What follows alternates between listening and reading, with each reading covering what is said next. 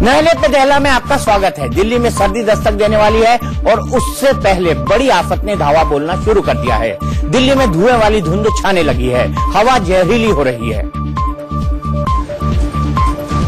Delhi NCR में आज सुबह जब लोगों की नींद खुली तो धुंध का साया आसमान पर छाया नजर आया।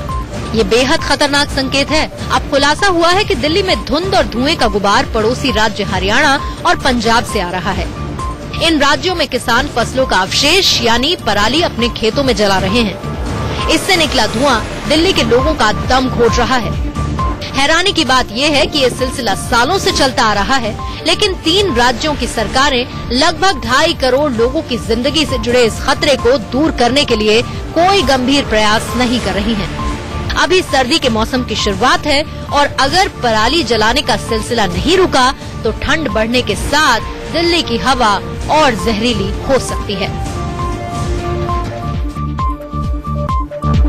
दिल्ली की हवा में PM 2.5 और PM 10 का स्तर लगातार बढ़ रहा है। मौसम के जानकार बता रहे हैं कि पश्चिम से उत्तर की ओर बहने वाली हवाएं सक्रिय होंगी तो दिल्ली की हवा दमघोटू होती जाएगी, क्योंकि तब हवा के साथ पंजाब और हरियाणा के खेतों में जल रही पराली का धुआं भी दिल्ली आएगा। पराली जलाने पर पाबंदी है। सरकार कह रही है कि पराली से खाद बनाओ, इथेनॉल बनाओ, बिजली बनाओ, लेकिन किसानों के पास न तो धन है और न ही संसाधन। वो मजबूरी में पराली जला रहे हैं और दिल्ली को बीमार बना रहे हैं।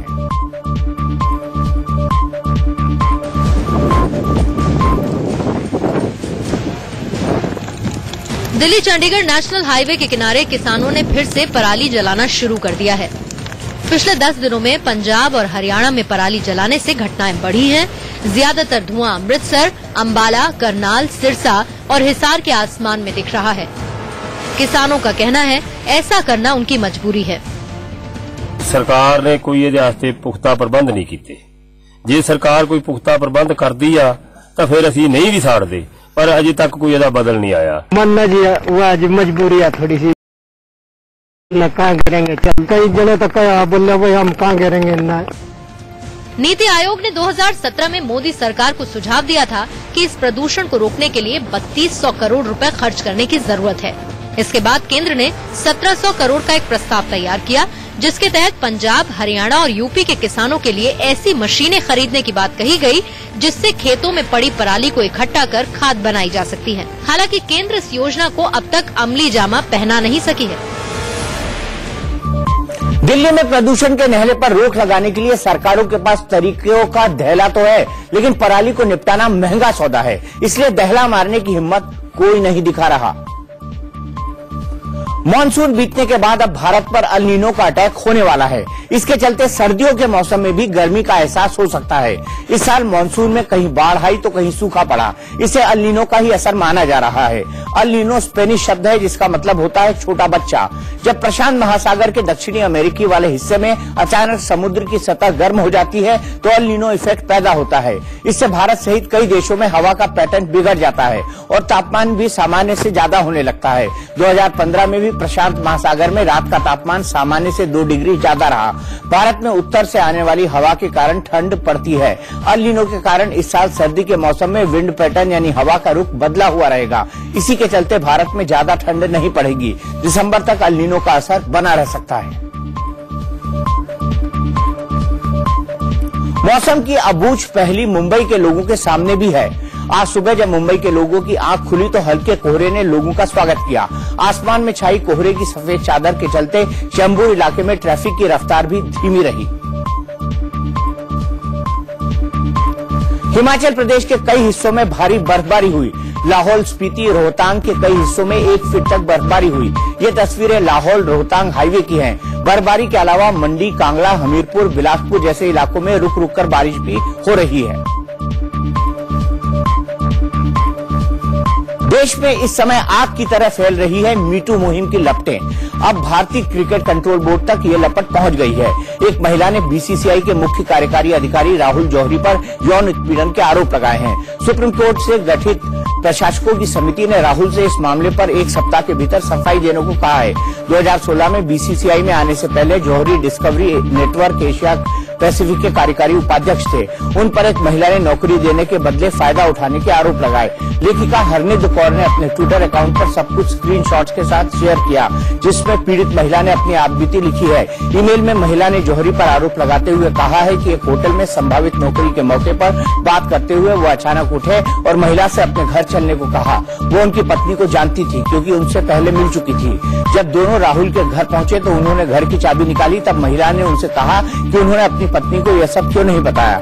इसके बाद राहुल ने महिला को शारीरिक तौर पर प्रताड़ित किया। क्रिकेट जगत में मीटू का यह तीसरा वाकया है। इससे पहले अर्जुन राणातुंगा और लसित मलिंगा पर भी इस तरह के आरोप लग चुके हैं।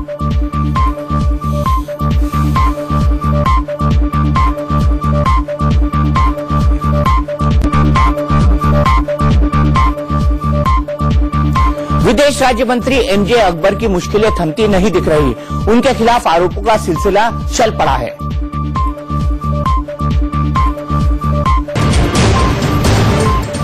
मोदी सरकार में विदेश राज्य मंत्री एमजे अकबर के खिलाफ मी टू मुहिम के तहत आरोपों की फहरिस्त लंबी होती जा रही है। ताजा आरोप एक विदेशी महिला पत्रकार ने लगाया है। नीदरलैंड की इस पत्रकार ने अकबर पर यौन उत्पीड़न का आरोप लगाते हुए कहा, मैं 18 साल की थी जब मैंने 2007 में नई दिल्ली में एक अंग्रेजी अखबार के लिए रिपोर्टिंग शुरू की थी।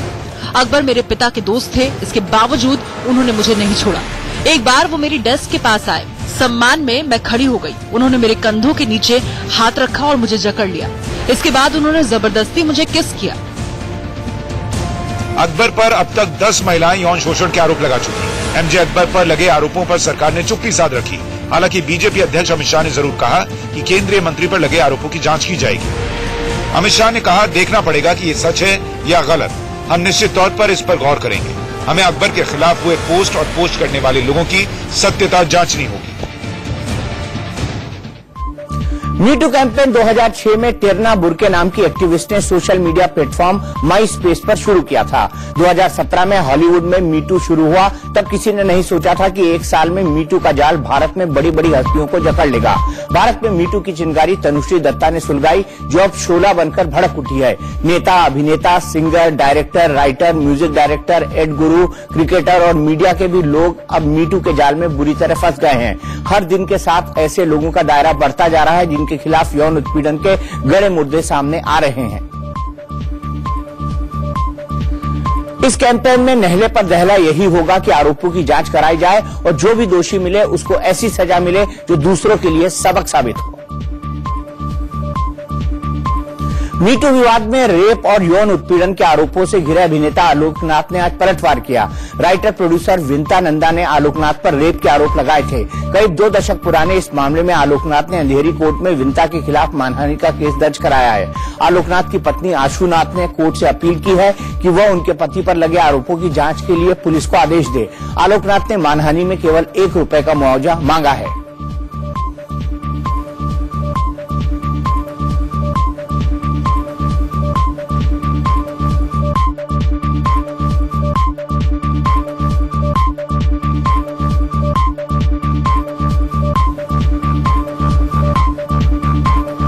दिल्ली के नजफगढ़ इलाके में कॉरपोरेशन बैंक में हुई लूट का लाइव वीडियो सामने आया है।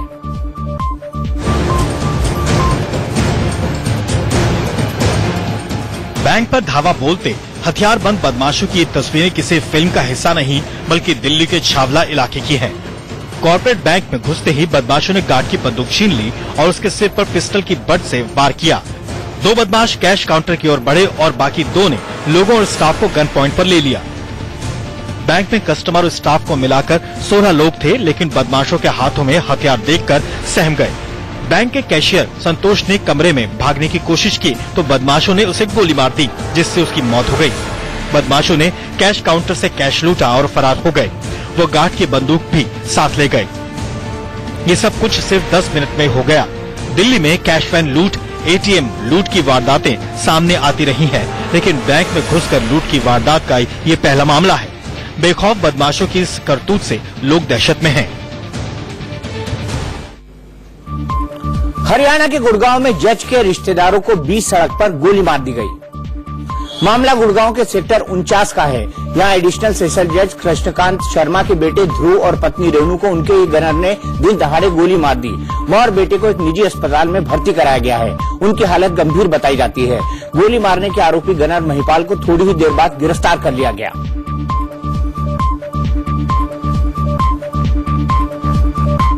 गुजरात में बिहार के एक युवक की हत्या का मामला तूल पकड़ रहा है।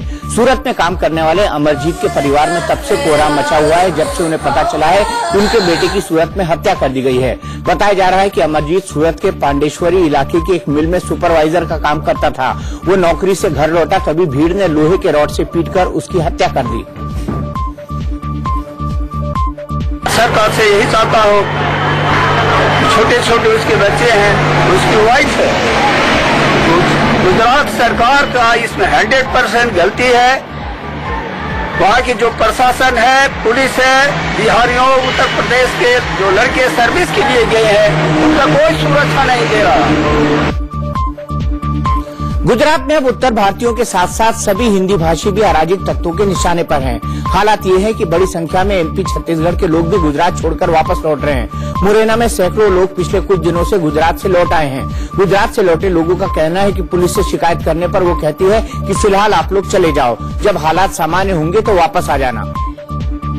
हमला करते हैं रात में या मतलब कहीं अकेले दोकेले मिल जाओ तो ऐसा मारपीट करते हैं। हमारे घर पे खुद पथराव हुआ था रात में। रमेश ठाकुर के मतलब जो प्रमुख है उसके ठाकुर समाज है, तो ये लोग जो भी हिंदी बोलते हैं उनको सबको मतलब भगा रहे मार मार। और लारी वारी जो अपनी थी लारी पकौड़ी की उन्हें आग फाग लगाई, मारपीट भी करी। उत्तर भारतीयों पर हमले के मामले में गुजरात पुलिस की साइबर क्राइम ब्रांच ने पाटन जिले के कांग्रेस नेता सुमित राठौर को गिरफ्तार किया है। सुमित राठौर पाटन जिले में कांग्रेस के प्रवक्ता हैं। पुलिस ने उन पर उत्तर भारतीयों के खिलाफ अफवाह फैलाने और नफरत फैलाने का केस दर्ज किया है। राजस्थान के जयपुर में जीका वायरस के मरीजों की संख्या बढ़ती जा रही है। स्वास्थ्य विभाग ने बताया है कि 18 और लोगों के सैंपल पॉजिटिव पाए गए हैं, जिसके बाद यहां जीका वायरस से पीड़ित मरीजों की संख्या बढ़कर 50 हो गई है। 22 सितंबर को जयपुर में पहला मामला सामने आया था। जीका वायरस को काबू में करने के लिए नगर निगम की ओर से नियमित रूप से 2 बड़ी मशीनें और 8 व्हीकल माउंटेड मशीनों से फॉगिंग की जा रही है। केंद्र की ओर से भेजी गई टीम भी लगातार ऐसे मामलों पर नजर बनाए हुए है, लेकिन अब तक जीका वायरस पर काबू नहीं पाया जा सका है। कांग्रेस अध्यक्ष राहुल गांधी राफेल का मुद्दा हाथ से जाने नहीं देना चाहते। आज वो इस मुद्दे को एचएएल के कर्मचारियों के बीच ले गए। राहुल ने बेंगलुरु में हिंदुस्तान एरोनॉटिक लिमिटेड यानी एचएएल के कर्मचारियों से मुलाकात की और राफेल डील पर सवाल उठाए। उन्होंने एचएएल कर्मचारियों से कहा कि राफेल सौदे पर असल हक आपका बनता है और ये आपको मिलना चाहिए। राहुल ने कहा कि ये डील एचएएल से छीनकर सरकार ने उसे अपमानित किया है। So you're right. This Rafale contract is your right. You are the only company in this country that has the experience to build that plane. So I know the government is not going to apologize, but on their behalf, I apologize to you. Even though I have nothing to do with it, I understand that you are hurt and I want to stand with you in your discomfort. खुफिया एजेंसियों के सूत्रों के हवाले से खबर है कि प्रधानमंत्री नरेंद्र मोदी को जान से मारने की धमकी मिली है। दिल्ली पुलिस कमिश्नर की ईमेल आईडी पर यह धमकी भरा संदेश भेजा गया है। एक लाइन के इस मेल में 2019 का जिक्र किया गया है। साथ ही दिन और महीने के बारे में भी बताया गया है। पुलिस का कहना है कि ये मेल असम के किसी जिले से भेजा गया। मेल मिलने के बाद ही पुलिस इसकी तफ्तीश में जुट गई है। इससे पहले भीमा कोरागांव हिंसा मामले में 5 संदिग्धों की गिरफ्तारी के बाद नक्सलियों की ओर से पीएम मोदी की हत्या की साजिश रचने का सनसनीखेज खुलासा हुआ था, जिस पर अब तक सियासी बवाल जारी है। नक्सली छत्तीसगढ़ और तेलंगाना में होने वाले विधानसभा चुनाव में बड़ी गड़बड़ी की साजिश रच रहे हैं। खबर है कि नक्सली चुनाव के दौरान उम्मीदवारों और सुरक्षा कर्मियों पर हमला करने की फिराक में हैं। इसके लिए उन्होंने भारी मात्रा में हथियार और गोला बारूद भी इकट्ठा करना शुरू कर दिया है। नक्सलियों के बीच बैठकों का दौर जारी है। भीमा कोरेगांव हिंसा मामले में पुलिसिया कार्रवाई से नक्सली भड़के हुए हैं और बदला लेने की फिराक में है। चुनाव तो देखिए सभी में चुनौतीपूर्ण रहते हैं, लेकिन क्योंकि छत्तीसगढ़ में इस समय लेफ्ट विंग एक्सट्रीमिस्ट की समस्या जो है वो गंभीर है और इसलिए मैं समझता हूं कि छत्तीसगढ़ में चैलेंजिंग रहेगा। असम के गुवाहाटी में आज ब्लास्ट होने से अफरा तफरी मच गई। ये धमाका सुक्वेश्वर घाट के पास पान बाजार इलाके में हुआ। इस धमाके में 4 लोग घायल हो गए। धमाका इतना तेज था कि घाट की 4 दीवारी टूट गई और उससे ईंट के टुकड़े रास्ते पर बिखर गए। जिस जगह धमाका हुआ वहां से धमाके से थोड़ी देर पहले ही सीएम सर्बानंद सोनोवाल का काफिला गुजरा था। बम निरोधक दस्ते के साथ मौके पर पहुंची पुलिस मामले की जांच में जुट गई है। छत्तीसगढ़ चुनाव को लेकर सियासी सरगर्मियां तेज हो गई हैं। बढ़ती राजनीतिक हलचल के बीच सूबे में कांग्रेस को जोरदार झटका लगा है। प्रदेश कांग्रेस के कार्यकारी अध्यक्ष और आदिवासी नेता के रूप में बड़ा नाम रामदयाल उइके बीजेपी में शामिल हो गए हैं। उइके ने मुख्यमंत्री रमन सिंह और बीजेपी अध्यक्ष अमित शाह की मौजूदगी में बीजेपी का दामन थामा। उइके कांग्रेस का बड़ा नाम रहे हैं और पाली तानाखार से विधायक भी हैं। हालांकि उइके को टिकट देगी या नहीं, इस पर फिलहाल फैसला हुआ नहीं है। नहीं, अब टिकट विकेट की कोई विषय को लेकर बात नहीं। उन्होंने बड़े खुले मन से कहा कि मैं आ रहा हूँ। राष्ट्रीय अध्यक्ष जी ने कहा स्वागत है, प्रदेश अध्यक्ष जी ने कहा स्वागत है और हम सब ने स्वागत किया। अब जो बेहतर अच्छे से अच्छा उपयोग होगा वो पार्टी करेगी। छत्तीसगढ़ के बिलासपुर में बीएसपी मुखिया मायावती ने ताकत दिखाई और अपनी पहली चुनावी रैली में बीजेपी और कांग्रेस पर जमकर बरसी।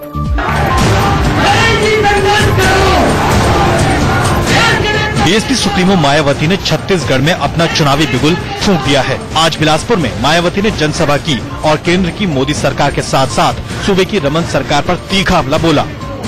बीजेपी के वर्तमान में चल रहे राज में तो विशेषकर यहाँ दलितों, आदिवासियों एवं अन्य पिछड़े वर्गों के लोगों की हर स्तर पर काफी ज्यादा उपेक्षा ही की गई है। इस दौरान मायावती ने कांग्रेस को भी निशाने पर लिया और उस पर बीएसपी को कमजोर करने का आरोप लगाया। बीएसपी को गठबंधन में बहुत कम सीटें देकर हमारी इस पार्टी को आगे के लिए यहाँ कमजोर व खत्म कर देना चाहती थी, जिसे पार्टी व मूवमेंट के हित में कतई भी स्वीकार नहीं किया जा सकता है। छत्तीसगढ़ में बीएसपी अजीत जोगी की पार्टी के साथ मिलकर चुनाव लड़ रही है। जातिगत समीकरण के लिहाज से देखें तो जोगी के पास जहां आदिवासी वोट की ताकत है, वहीं बीएसपी के पास दलित मतदाताओं का खासा समर्थन है।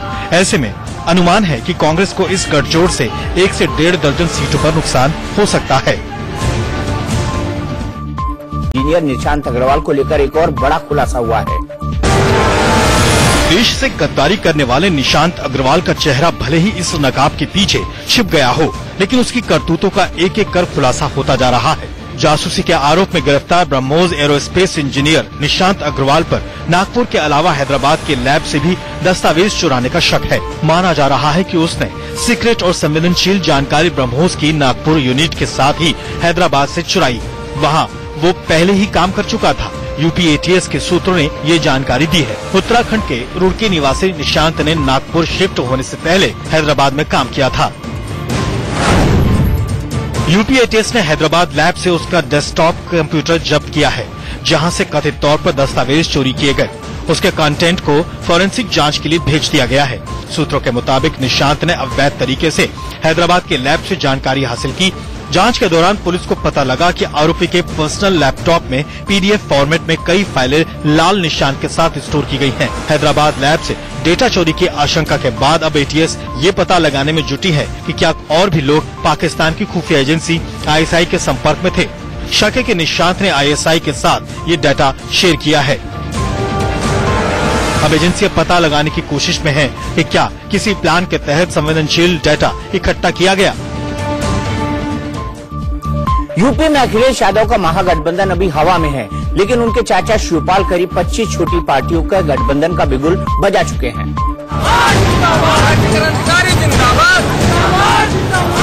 ये नारेबाजी बलिया स्टेशन पर हो रही है। यहाँ शिवपाल सिंह यादव की राष्ट्रीय क्रांतिकारी समाजवादी पार्टी के प्रदेश उपाध्यक्ष मुन्ना राय लखनऊ रवाना हुए।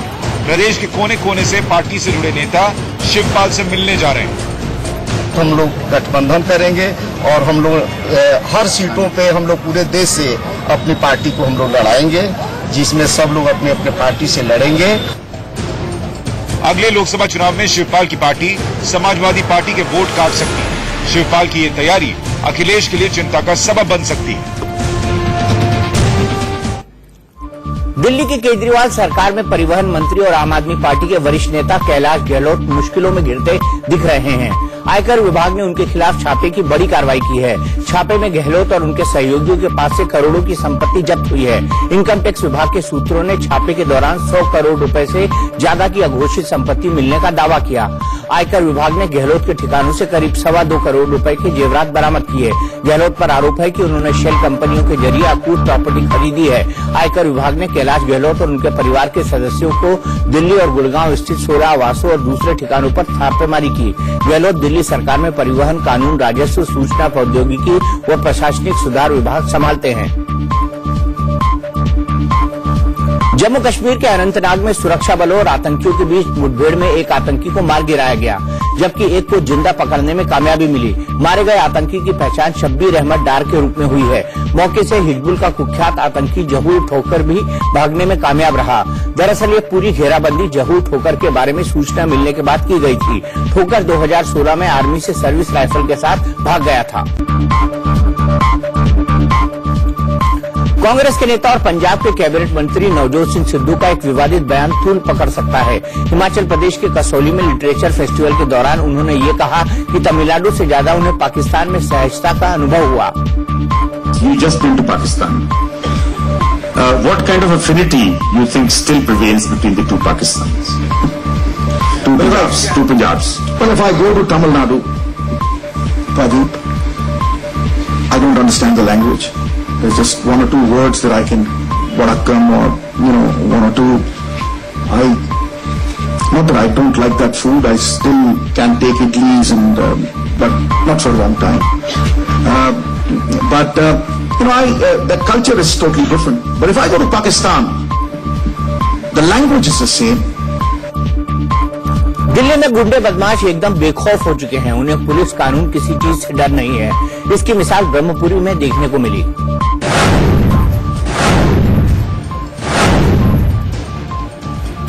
ये तस्वीरें राजधानी दिल्ली की हैं। बड़े आराम से 2 बाइक सवार बदमाश मॉर्निंग वॉक पर निकली तो लड़कियों को गन पॉइंट पर रोकते हैं और उन्हें लूट लेते हैं। बदमाश के हाथ में पिस्टल देख आसपास से गुजर रहे लोगों की हिम्मत नहीं होती कि कोई इन लड़कियों की मदद कर सके। डरी सहमी लड़की ने जान बचाने के लिए खुद पहले चेन उतारी और फिर अंगूठी और बाद में हाथ में पहनी सोने की चूड़ियां भी बदमाश को सौंप दी। यह हाल है दिल्ली का। बदमाश इस कदर बेखौफ हैं कि कहीं भी कभी भी किसी को भी उनका शिकार बना रहे हैं और आराम से फरार हो जा रहे हैं। ऐसा ही हाल रहा तो लोग घरों से निकलने तक में डरने लगेंगे।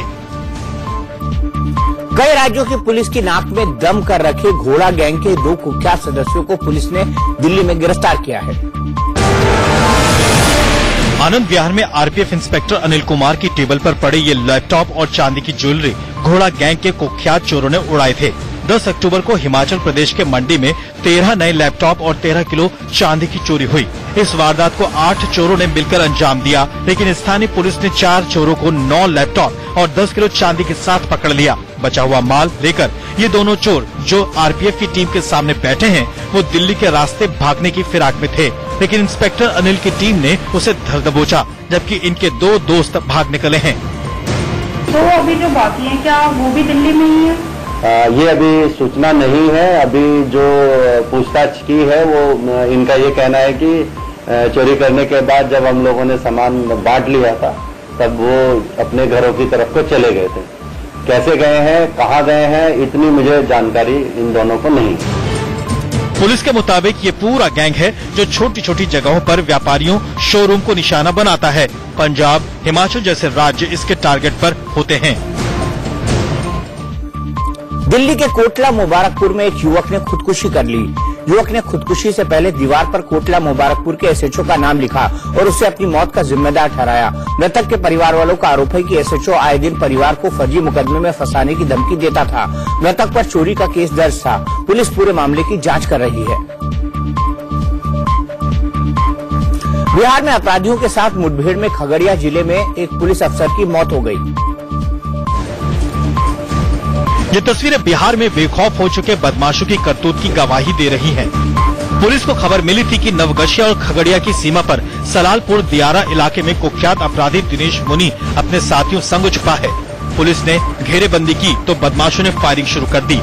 इसी दौरान गोली लगने से पसराहा थाने के एसएचओ आशीष कुमार सिंह की मौत हो गई, जबकि एक सिपाही घायल भी हो गया। दिनेश मुनिका खगड़िया और दियारा इलाके में काफी आतंक है। मर्डर, लूट और अपहरण जैसे कई संगीन मामलों में वह आरोपी है। अब पुलिस नाकेबंदी कर बदमाशों की तलाश में जुटी है। यूपी के गोंडा के एक निजी अस्पताल में कर्मचारियों और मरीजों के परिजनों के बीच मारपीट की लाइव तस्वीरें सामने आई है। यहां डिलीवरी के बाद तबियत बिगड़ने पर इलाज के लिए अस्पताल लाई गई महिला को डॉक्टरों ने इलाज करने से मना कर दिया।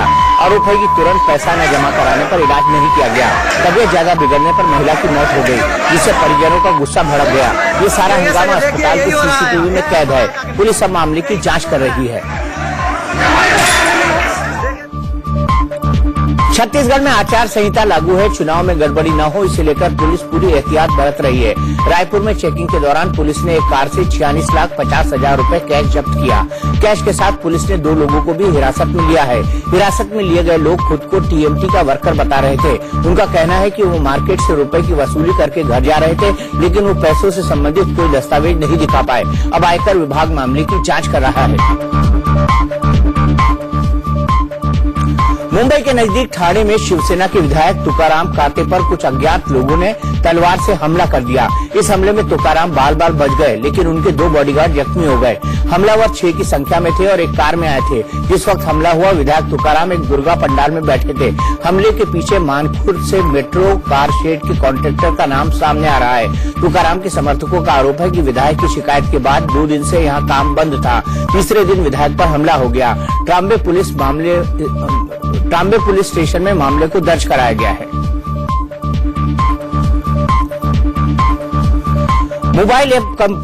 मोबाइल ऐप बेस्ड कंपनी उबर के एक ड्राइवर की मौत का मामला मुंबई में तूल पकड़ता जा रहा है।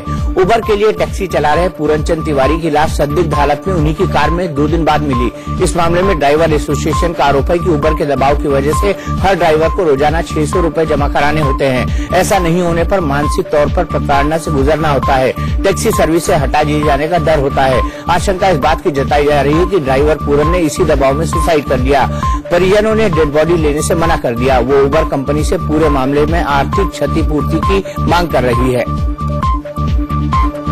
वाले उनको कॉल कर रहे हैं और अरेस्ट कर रहे हैं कि पेमेंट भरना है, ये करना है, वो करना है, और इस वजह से मेरे ख्याल से उन्होंने वो बर्दाश्त नहीं किया और उनके वाइफ को भी बोल रहे थे कि मुझे बहुत टेंशन हो रहा है, क्या करना क्या नहीं करना है, क्योंकि उन्होंने उबर की लीज की गाड़ी ली है।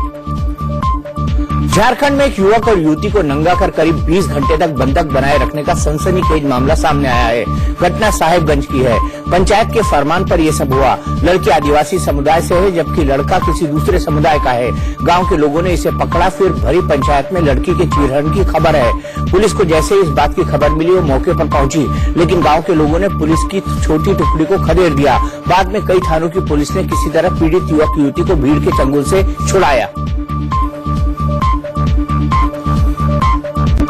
पश्चिम बंगाल के आसनसोल में गर्भवती महिला के साथ गैंग रेप का मामला सामने आया है। महिला के मुताबिक 3 लोगों ने उसके साथ रेप किया। इस बारे में उत्तरी आसनसोल थाने में रिपोर्ट दर्ज कराई गई है, जिसमें उसने कुलदीप सिंह नाम के एक आरोपी की पहचान भी की है। उसका कहना है कि अभी तक पुलिस से उसे एफआईआर की कॉपी नहीं मिली है। दूसरी तरफ पुलिस ने इस पूरे मामले में चुप्पी साध रखी है। लखनऊ के स्कूल से हथियारों के सामान का जखीरा बरामद हुआ है। एक साथ इतने खोखे देखकर पुलिस भी हैरान रह गई। बेसिक प्राइमरी स्कूल में बने स्टोर रूम में सफाई हो रही थी, तभी स्टोर रूम में रखे बॉक्सों में कई तरह के हथियारों का सामान मिला, जिसमें कारतूस और राइफल साफ करने वाला सामान भी शामिल है। इसकी खबर पुलिस को दी गई, जो मौके पर पहुंची। जांच में पता चला कि ये कमरा लगभग 30-40 साल से बंद था, जिसे सफाई के लिए आज खुलवाया गया।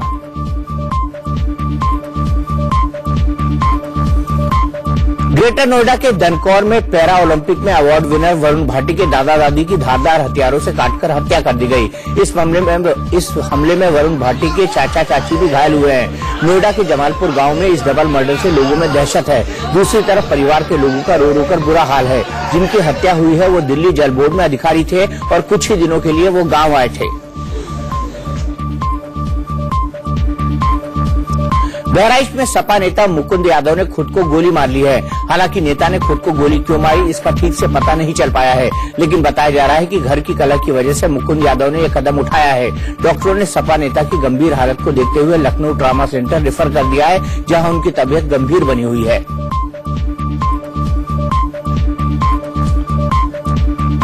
देवरिया में मारपीट का वीडियो सामने आया है, जिसमें दो गुट एक दूसरे की जान के प्यासे बन गए। मारपीट का ये वीडियो शहर के चौराहे का है। यहाँ दो लिट्टी चोखा के दुकानदार आपस में भिड़ गए। देखते ही देखते लड़ाई ने बड़ा रूप ले लिया। कुछ और लोग भी इसमें शामिल हो गए। लाठी डंडे चलने लगे।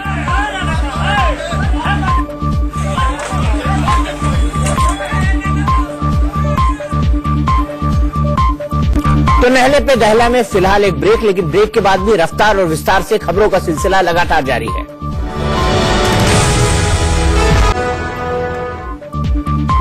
कौशाम्बी में छात्राओं के पीटने का वीडियो वायरल हो रहा है। वीडियो स्कूल के अंदर का है। वीडियो में एक टीचर हाथ में डंडा लेकर खड़ा है और छात्राओं को लाइन से पीट रहा है। एक एक करके छात्राएं टीचर के पास जाती हैं, जिन्हें वो बेरहमी से मारता है। वीडियो किसी ने छिपकर शूट किया है। वीडियो निजी इंटर कॉलेज का बताया जा रहा है, जहां छात्राओं के देर से पहुंचने पर यह पिटाई की गई। मेरठ में कांग्रेसियों ने महंगाई के मोर्चे पर केंद्र सरकार का अनोखे तरीके से विरोध किया। गैस की बढ़ती कीमतों का विरोध जताने के लिए कांग्रेसी नेता सड़क पर चूल्हे से रोटियां सेकने लगे। कांग्रेसी कार्यकर्ताओं का कहना था कि मोदी सरकार ने गरीब महिलाओं के घर मुफ्त गैस कनेक्शन देकर घर घर रसोई गैस पहुंचाने का वादा किया था, लेकिन गैस की कीमतें लगातार बढ़ रही हैं, जिसके चलते गरीब महिलाएं फिर से मिट्टी के चूल्हे पर खाना बनाने को मजबूर हैं। उत्तराखंड के बागेश्वर में एक घर की छत पर तेंदुआ देखा गया। सीसीटीवी में तेंदुए का वीडियो कैप्चर होने के बाद से लोगों में खौफ है। वीडियो में तेंदुआ अकेले नहीं, बल्कि उसके साथ एक उसका छोटा सा बच्चा भी दिख रहा है। बागेश्वर जिले में पिछले कुछ सालों से तेंदुए का आतंक मचा हुआ है। कई लोग तेंदुए के शिकार हो चुके हैं। सोनभद्र में टैंकर घाटी से नीचे गिरा, जिससे उसमें आग लग गई। रात के घुप अंधेरे में टैंकर आग से दहकने लगा। चारों ओर टैंकर से निकली आग की लपटें फैल गई। मारकुंडी घाटी में हुए इस हादसे में खलासी और ड्राइवर की मौत भी हो गई। तितली तूफान के चलते ओडिशा के कई हिस्सों में बाढ़ जैसे हालात हो गए हैं। तूफान ने आंध्र प्रदेश और ओडिशा में तब काफी तबाही मचाई है। यहाँ के गजपति जिले में मूसलाधार बारिश के बाद हुई लैंडस्लाइड से 12 लोगों की मौत की खबर है, जबकि 4 लोग लापता बताए जा रहे हैं। बताया जा रहा है कि भारी बारिश के बीच कुछ ग्रामीणों ने एक गुफा जैसे ढांचे के नीचे शरण ली थी। उसी दौरान लैंडस्लाइड की घटना हुई। जो लोग लापता है, उनके मलबे में दबे होने की आशंका जताई जा रही है। तितली तूफान ओडिशा से बाहर निकलकर पश्चिम बंगाल पहुंच चुका है। तूफान की तीव्रता कम हो गई है। हालांकि अगले 24 घंटों के दौरान पश्चिम बंगाल के तटीय क्षेत्रों में तेज हवाओं और बारिश की आशंका जताई जा रही है। गोरखपुर में नगर निगम का बड़ा खेल सामने आया है। यहाँ नगर निगम ने सभी 70 वार्डों को ओडीएफ घोषित कर दिया। इसका मतलब हुआ कि गोरखपुर में खुले में शौच करना समाप्त हो गया है। नगर आयुक्त ने तो घोषणा कर दी, लेकिन पड़ताल के बाद पता चला कि मुख्यमंत्री योगी की नजरों में आने की जल्दबाजी में उन्होंने घोषणा कर दी। समाजवादी पार्टी के साथ साथ बीजेपी के पार्षद भी इस ऐलान को गलत बता रहे हैं। हालात ये है कि मेयर और पार्षद की जानकारी के बिना ही गोरखपुर को ओडीएफ घोषित कर दिया गया। भारत रत्न से सम्मानित दिवंगत सितार वादक पंडित रविशंकर की पूर्व पत्नी और दिग्गज संगीतकार अन्नपूर्णा देवी का मुंबई के ब्रीच कैंडी अस्पताल में निधन हो गया। वो 91 साल की थी। अस्पताल के अधिकारियों ने बताया कि तड़के 3:51 पर उनका निधन हुआ। वो पिछले कुछ सालों से कई गंभीर बीमारियों से जूझ रही थी। अन्नपूर्णा देवी हिंदुस्तानी शास्त्रीय संगीत की मशहूर कलाकार थी। वो उस्ताद अलाउद्दीन खान की बेटी और शिष्या थी।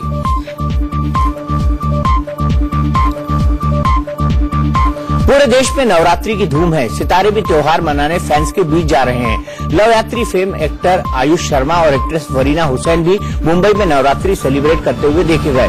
इस दौरान दोनों स्टार्स को देखने के लिए फैंस की भीड़ उमड़ी। स्टार जोड़ी ने फैंस का जमकर एंटरटेनमेंट भी किया।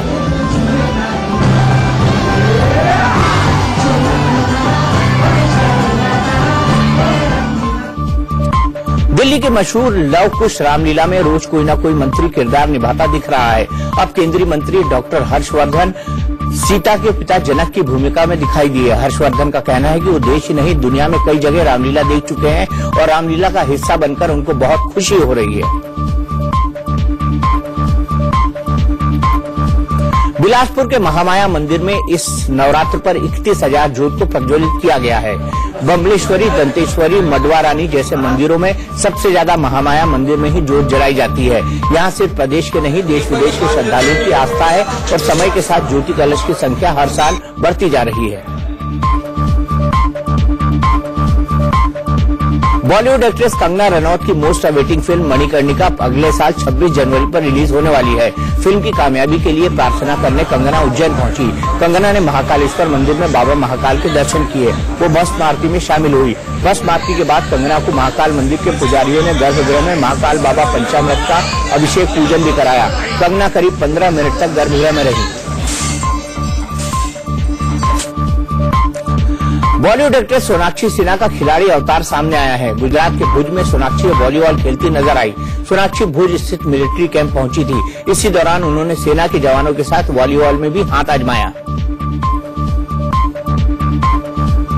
Big boss couple Prince Narula और युविका चौधरी शादी के बंधन में बंध गए हैं। दोनों ने पंजाबी रीति रिवाज से शादी की। प्रिंस रोडीज, बिग बॉस और बड़ो बहू जैसे टीवी सीरियल्स में काम कर चुके हैं। वहीं युविका चौधरी ओम शांति ओम फिल्म से लेकर दर्जनों एल्बम्स में काम कर चुकी हैं। इस शादी समारोह में बॉलीवुड अभिनेता सुनील शेट्टी, सोहेल खान, एक्ट्रेस तब्बू और नुहा धूपिया समेत कई सेलेब शामिल हुए। दोनों की शादी का रिसेप्शन 21 अक्टूबर को चंडीगढ़ में होगा। संयुक्त राष्ट्र की शीर्ष मानवाधिकार संस्था में शुक्रवार को भारत 3 साल के लिए सदस्य चुन लिया गया। उसे एशिया प्रशांत श्रेणी में सबसे ज्यादा 188 वोट मिले। भारत का कार्यकाल 1 जनवरी 2019 से शुरू होगा। यूएन की 193 सदस्यीय महासभा ने यूएन मानवाधिकार परिषद के नए सदस्यों के लिए चुनाव किए। गुप्त मतदान के जरिए कुल 18 नए सदस्य चुने गए। भारत ने सबसे ज्यादा वोट से जीत दर्ज की है। परिषद में चुने जाने के लिए किसी भी देश को कम से कम 97 वोटों की जरूरत होती है। भारत को सबसे ज्यादा वोटों से निर्वाचित किए जाने पर विदेश मंत्री सुषमा स्वराज ने खुशी जाहिर की है।